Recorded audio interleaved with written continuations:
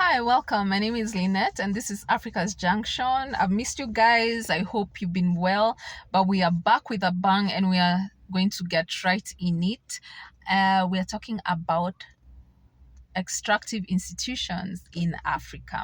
So what I will do, I will just describe what an extractive institution is, and then you can look and see whether that is a reflection of your country. Like, does your country have an extractive institution?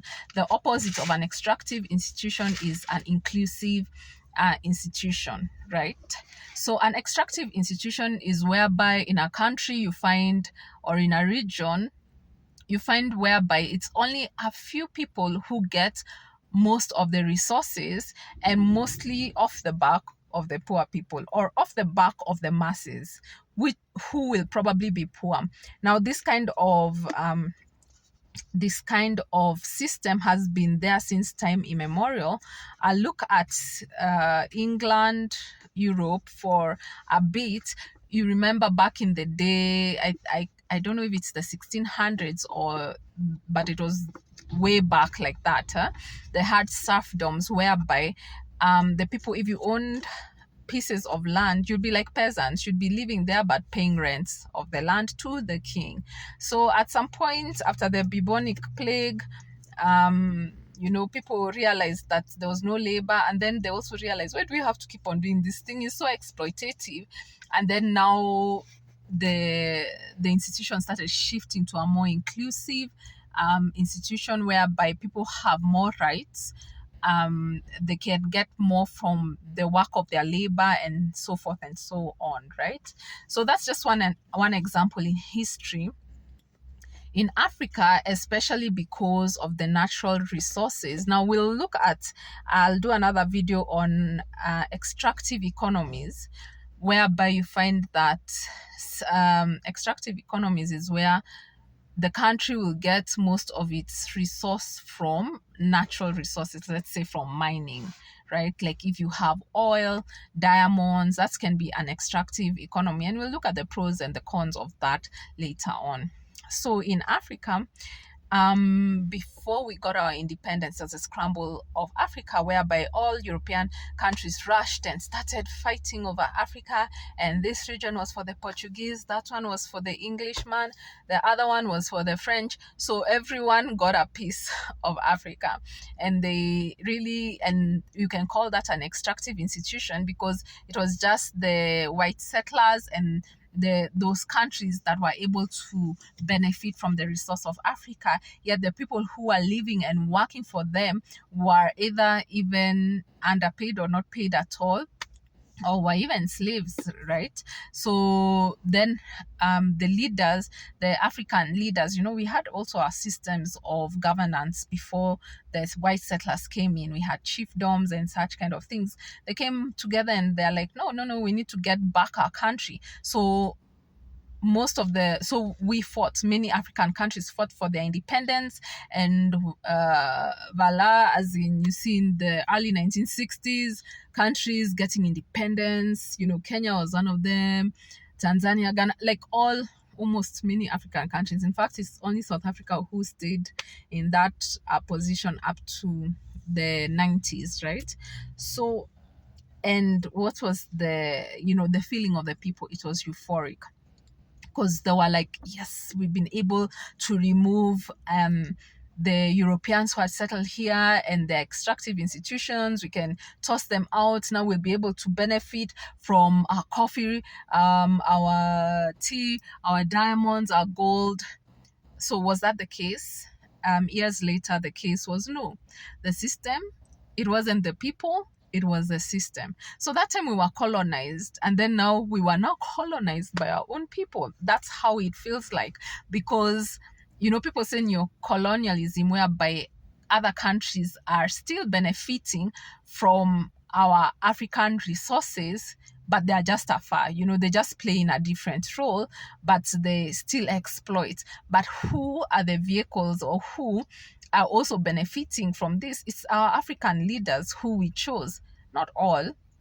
I'm not trying to say all African leaders are corrupt or are exploitative or are extractive in their institutions. I'm saying many are.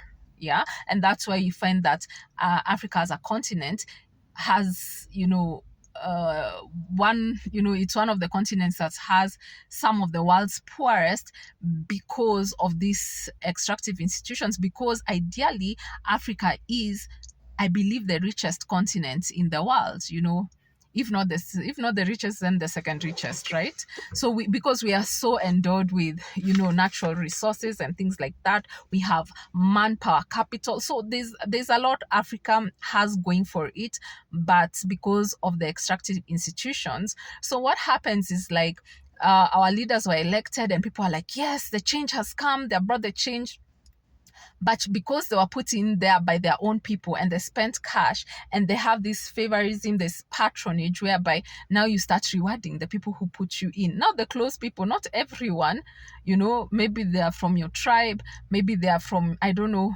they're your friends. So you have there's that elitist kind of thing, or else a political class that takes everything.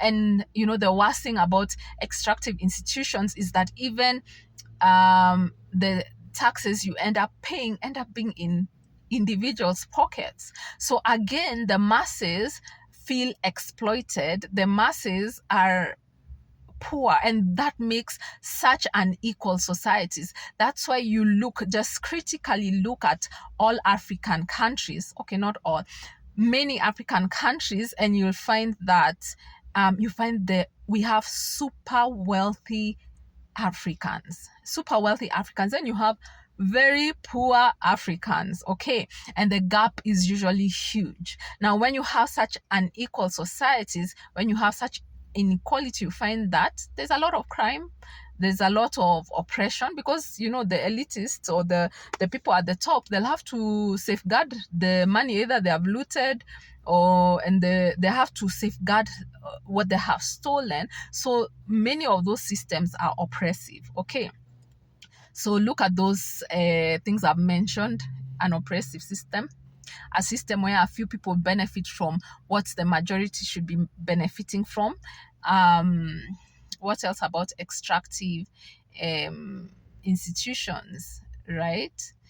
Yes, that's basically it. That you can tell that maybe your nation is extractive, where there's some form of oppression, and then also there's exploitation, and then the third one being the elite, the haves have, and the have nots do not have. And that creates a very unstable society, right? There are no, you're still paying your taxes. Just remember what I told you about the European system back in the 1600s and the 1500s, the serfdoms, whereby the poor people are making the richer people richer, and they're getting poorer. So basically that's an extractive institution for you. If you have, so you can just comment and say whether your country is extractive or is the opposite of that, whereby most people benefit from the resource of the country. Yeah, so it's not equally distributed, but fairly distributed. It can be equally distributed. The resource of the country is fairly distributed. So you do your personal analysis and comments here, and tell me if you think your governments are extractive or they're not extractive, right? So an extractive institution should never be desired by anyone. Like, there should be no desire. Okay, so I'm gonna stop the video right now. And I'm seeing this video has filters. I've tried to remove them and it's not working. So it is what it is. But I hope you've gotten the gist of the extractive institution. Hopefully when I now do a video on the inclusive institutions, then you can see the difference and how that works. Thank you for your time. See you next time. Bye.